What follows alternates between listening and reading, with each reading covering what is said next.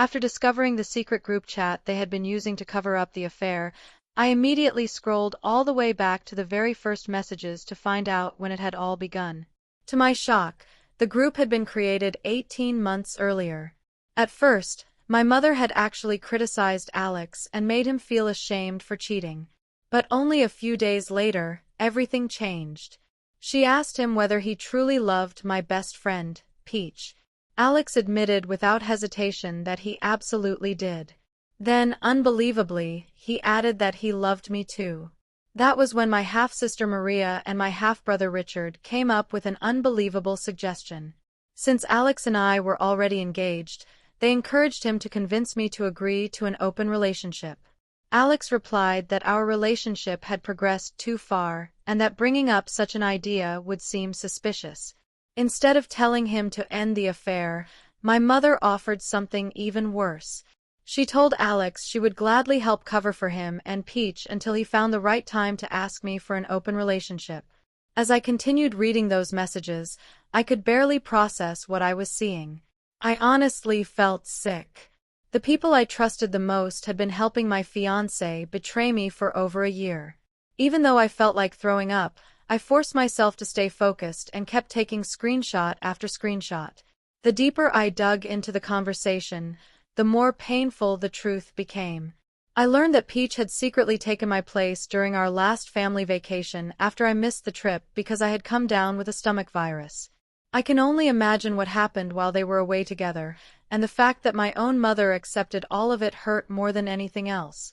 Knowing she had been aware of Alex's cheating for more than a year completely shattered my trust. A few days after making the discovery, I had a moment of weakness. I decided to send several of the screenshots to Alex's parents along with a message explaining everything. They called me almost immediately. They asked whether I had any solid evidence besides the group chat and the discussions about the inappropriate photos. They wanted to see more proof, so I sent them a large collection of screenshots from the conversation. Alex's mother completely broke down.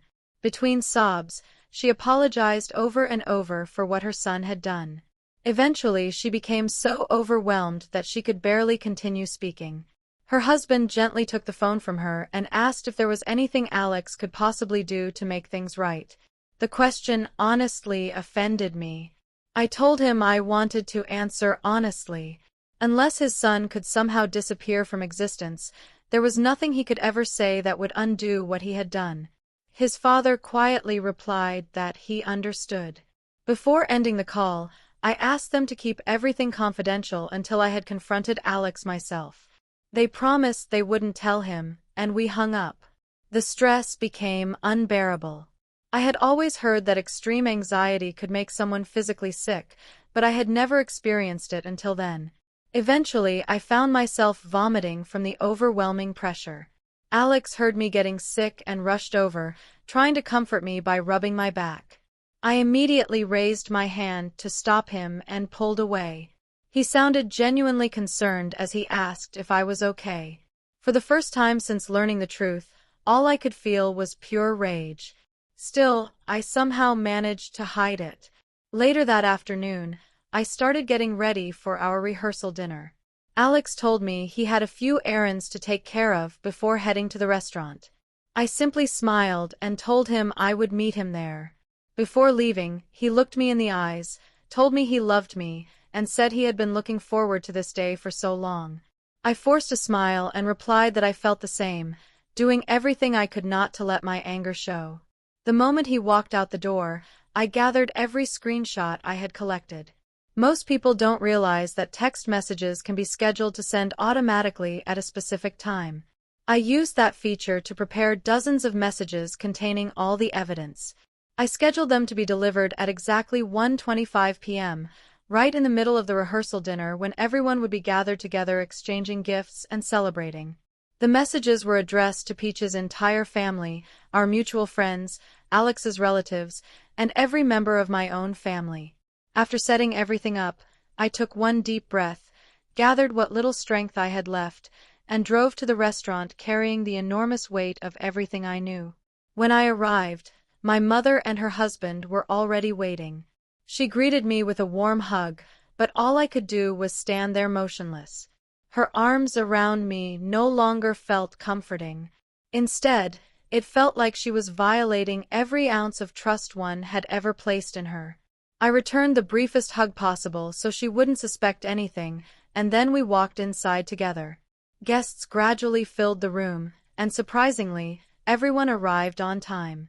Once everyone had settled in, Alex stood up to give a heartfelt speech. He thanked everyone for coming, spoke about how excited he was for our wedding, and said he couldn't wait for both families to officially become one. Then he looked directly at me and called me the love of his life. I wanted to stand up and ask him how he could possibly say those words after everything he had done. Instead, I smiled, nodded, and stayed silent. Peach sat nearby, happily clapping and smiling as if she had done absolutely nothing wrong. Watching both of them perform this perfect little act in front of everyone was almost unbelievable. It amazed me how far some people were willing to go just to enjoy everything they wanted without facing any consequences. I could barely touch my food because the stress had completely destroyed my appetite. Then 1:25 finally arrived. One by one, phones around the room began vibrating. Within seconds, Alex's phone and Peach's phone exploded with non-stop notifications. For the first time in days, a real smile appeared on my face. It felt like watching an entire kingdom crumble in front of me. The terrified expressions on Alex and Peach's faces as they looked toward me were unforgettable. That single moment became the only bright memory I would ever take away from that heartbreaking day. My aunt completely lost her temper. Instead of apologizing, she started screaming that I was trying to destroy her life all over again. The reaction that hurt me the most came from my grandparents. My grandfather shouted at my mother, saying he had never raised her to become someone capable of such betrayal. Meanwhile, my grandmother and several guests struggled to hold my furious aunt back as she continued yelling every insult she could think of. Within moments, the entire room had descended into complete chaos. People were crying, shouting, arguing, and confronting one another all at once, while the truth that had been hidden for 18 months finally came crashing into the open. The bridesmaids immediately turned on Peach, hurling every insult they could think of. As much as I hate to admit it, there was a small part of me that enjoyed watching her finally face the consequences of her actions. Then my grandfather shifted his anger toward Alex, shouting at him in front of everyone. At that point, I completely lost control of my emotions. I started laughing and crying at exactly the same time. The emotional overload was so intense that I honestly believe my body no longer knew how to react. Every feeling I had been suppressing for months exploded all at once, and the tears refused to stop. My cousin quickly realized I couldn't stay there any longer. She grabbed my hand and hurried me out of the restaurant while Alex chased after us, repeatedly calling my name and begging me to talk to him. I never looked back. As I climbed into my cousin's car, Alex tried to follow, but she firmly pushed him away before locking the doors and driving off.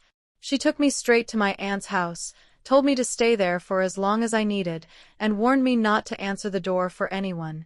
The days that followed felt like I was living in a fog. I barely slept, and whenever I closed my eyes, I could still hear dozens of phones vibrating at once, followed by the screams, crying, and chaos that erupted after everyone discovered the truth. The betrayal of my best friend, my fiancé, and my own family weighed so heavily on me that it was almost impossible to breathe. But I eventually realized something. Instead of letting that pain destroy me, I was going to turn it into something much more powerful. One thing became crystal clear. Every single one of them had underestimated me. For years, everyone had viewed me as the quiet, kind woman who avoided confrontation and always tried to keep the peace. This time, however, things were going to be different. I started planning carefully. I wasn't interested in getting revenge on only Alex and Peach. I wanted every single person who had participated in the deception to experience the same kind of loss they had forced upon me. I wanted them to understand exactly what it felt like to watch everything they cared about fall apart. The first step was simple. I hired a private investigator. The investigation uncovered far more than I expected. Not only had Alex been cheating on me with Peach, but he had also been involved with other women throughout our relationship, including someone at his workplace. The investigator gathered undeniable evidence. There were photographs, videos, messages, financial records, and enough documentation to prove everything. I knew that evidence would become extremely useful later. Meanwhile, I carefully rebuilt my relationship with my family. I pretended to be healing and looking for emotional support. My mother, who was still furious that I had exposed Alex's affair and embarrassed the family, had absolutely no idea what I was secretly preparing. At the same time, I learned that Peach was desperately trying to protect her own reputation. She was telling everyone that Alex had manipulated her and presenting herself as the true victim. Exactly as I expected. Everything was unfolding according to my plan. Eventually, I decided it was time to begin the next phase. Although our wedding ceremony had collapsed, the legal paperwork surrounding our civil marriage had not yet been finalized. Technically, Alex and I still needed to resolve several legal matters. I contacted him and suggested we meet to discuss everything like mature adults. When we met, he looked nervous and uncomfortable. I, on the other hand, made sure to appear calm, confident, and completely in control. I dressed elegantly and acted as though I had already moved on. Alex seemed surprised to see that I wasn't crying anymore. In fact, he almost looked relieved. "I've had a lot of time to think," I said, forcing myself not to smile. "I agree that the wedding should be cancelled, but we still need to settle a few legal issues." For a brief moment he looked suspicious. However, I convinced him that I simply wanted everything to end peacefully. A few days later, I arranged another meeting involving Alex's attorney under the excuse of resolving the remaining paperwork. What Alex didn't know was that I had already prepared a legal nightmare. On the day of the meeting, I arrived carrying every piece of evidence collected by the investigator. I had also hired one of the most experienced attorneys in the city, someone known for handling complex reputation and financial cases. Before the meeting officially began, I placed the evidence on the table. One by one, I revealed everything. His repeated affairs. The company money he had secretly spent buying expensive gifts for Peach. The financial records. The messages. The videos. Every lie he believed would remain hidden forever. The expression on Alex's face was unforgettable. "This can't be possible," he whispered. "How did you find all of this?" I leaned slightly across the table and calmly replied, "I've known for a long time, Alex. The only difference is that now you're finally going to face the consequences." But that wasn't even the worst part. Long before that meeting, I had already forwarded copies of the evidence to the Human Resources Department at his company. The documents showed misuse of company funds along with repeated misconduct during working hours. The following day, Alex was terminated from his position. Almost overnight, the career he had spent years building began collapsing around him. He never realized that I had professional connections within that company who ensured the evidence reached the right people. As for Peach, she believed she had escaped without serious consequences. She was wrong. I had saved her downfall for last. Using the screenshots and other evidence, I exposed the entire affair to everyone in her social circle. Friends, acquaintances, and people who had admired her carefully crafted image all learned the truth.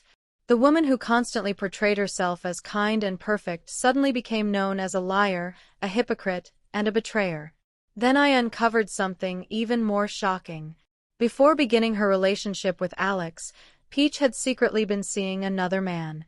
I made sure that information reached her new boyfriend, an influential and well-connected businessman. The relationship ended almost immediately. Within weeks, Peach found herself completely alone. The reputation she had spent years building disappeared almost overnight. Still, there was one final chapter. My own family. My mother, Angie, believed she had managed to escape accountability. She couldn't have been more mistaken. I shared every detail of the affair and every screenshot with my grandparents, who were highly respected members of our community. They were devastated by what they learned. The realization that their own daughter had protected my unfaithful fiancé instead of her own child completely broke them. Soon afterward, they cut all contact with her. She lost not only their trust but also the image of the devoted and honorable mother she had spent years presenting to everyone around her. But fate wasn't finished with Alex either. Several months later, he moved to another city and found work at a much smaller company. For a brief moment, it seemed as though he might actually rebuild his life. Then everything fell apart again. He received official court papers. The charges involved financial misconduct and fraud connected to his former employer. Because I had already provided the company with overwhelming evidence, there was no realistic way for him to defend himself. He lost far more than his career. The legal proceedings forced him to pay enormous financial penalties along with substantial legal expenses. When the final court hearing arrived, I made sure I was sitting inside the courtroom. The moment Alex looked up and saw me watching from the gallery, the expression on his face said everything. He instantly realized that every consequence he was facing had begun the day he decided to betray me. Seeing Alex cornered in that courtroom brought me a sense of satisfaction I hadn't experienced in a very long time. There was nowhere left for him to run and no excuse powerful enough to save him. The life he had carefully built through lies had completely fallen apart. When everything was finally over, I realized I had come through the experience stronger than I had ever imagined. Alex and Peach were no longer part of my life. My family's betrayal had been exposed for everyone to see. The pain of what they had done would probably never disappear completely, but watching justice finally catch up with them gave me a new outlook on life. I was no longer the quiet, forgiving woman people assumed they could manipulate without consequences. I had become someone who transformed heartbreak into strength, and from that moment forward, no one would ever underestimate me again. Even after the emotional courtroom battle, however, I knew one final chapter still remained. While Alex struggled to deal with the collapse of his career and the destruction of his reputation, I was preparing one last legal move. This wasn't simply about embarrassing him anymore. I wanted him to answer for every betrayal, every lie, and every act of manipulation. As soon as the legal separation officially began, I filed a claim requesting my lawful share of the property we had accumulated during our years together. That included the house we had purchased, our vehicles, a portion of our shared savings, and several investments. I understood that the law entitled me to those assets, but I also knew the emotional impact on Alex would be devastating. His attorneys immediately tried to delay the proceedings. They argued that Alex's financial situation had become unstable because of the public scandal and claimed he couldn't afford such a large settlement. I had expected exactly that argument. Long before entering the courtroom, I had prepared detailed documentation addressing every possible objection. Using financial records and official documents, I demonstrated that Alex's financial problems were largely the direct result of his own misconduct. His poor decisions had caused his downfall, and they should not reduce his legal obligations. The first hearing regarding the division of our assets was unforgettable. The man who had once carried himself with complete confidence now looked exhausted, anxious, and completely defeated. Watching him sit quietly in the courtroom was almost surreal. When the hearing officially began, Alex stood up and tried to convince the judge that he simply couldn't afford the settlement I was requesting. His voice shook as he spoke. "Please, you can't do this," he said. "My life is already ruined. I never imagined you would go this far. I thought we could handle this peacefully. Can't we come to some kind of agreement?" His attorney attempted to support his argument by minimizing the seriousness of the situation. Unfortunately for them, I had anticipated every move they would make. I calmly presented another collection of evidence. Despite claiming financial hardship, Alex had secretly transferred money into accounts that had never been disclosed during the legal process. I also produced documents showing previously undeclared investments that he had attempted to hide. For the first time that day, his legal team had no response. The courtroom fell completely silent. Later, During a short break in the proceedings, Alex approached me privately in the courthouse hallway. His eyes were filled with tears, and he looked more desperate than I had ever seen him. "You have to stop this," he whispered. "I'm begging you. You're destroying my life. Please think about everything we shared. We don't have to keep doing this." I looked directly at him and answered calmly, "There is no going back, Alex. You made your choices. Now you have to live with the consequences. This isn't only about money. It's about justice. It's about everything you knowingly put me through. You don't get to betray someone for years and then expect them to pretend none of it ever happened." Without warning, he dropped to his knees. He begged me one last time to reconsider. Despite everything, I never changed my mind. It wasn't a joyful moment. It was painful. But it also felt like the first real victory I had experienced since discovering the affair.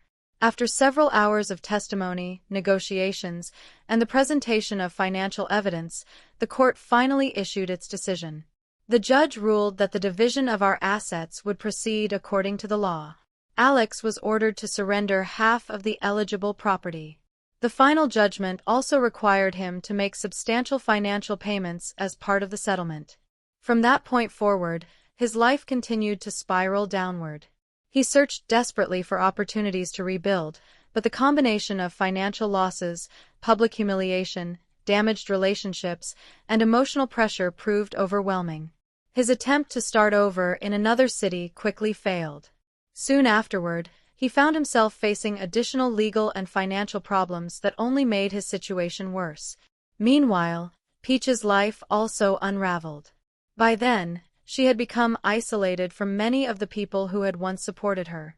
As the truth spread, she lost friendships, valuable professional connections, and much of the reputation she had spent years creating. The lack of support eventually caused serious financial difficulties as well. As for me, I finally began building a completely different future. Everything I had endured taught me that real strength comes from refusing to let betrayal define your life. Instead of allowing my suffering to consume me, I used it as motivation to create something better. I focused on rebuilding my career, pursuing new opportunities, surrounding myself with healthier relationships, and rediscovering the confidence that had been taken from me. With time, the justice I had fought so hard to achieve became one of the defining moments of my life. My experience eventually inspired other people who were facing similar betrayals, reminding them that they could survive even the deepest heartbreak. Regaining control over my own future gave me something far more valuable than revenge. It gave me peace. Looking back now, I no longer see myself as a victim. I see someone who endured unimaginable betrayal, stood up for herself, and refused to let those responsible escape accountability. Today, I face the future with confidence instead of fear. The weight of the past no longer controls me. I feel stronger, wiser, and finally free to embrace every opportunity that lies ahead. Now I'd love to hear your opinion. Do you think I handled everything the right way, or would you have done something differently? Let me know your thoughts in the comments below.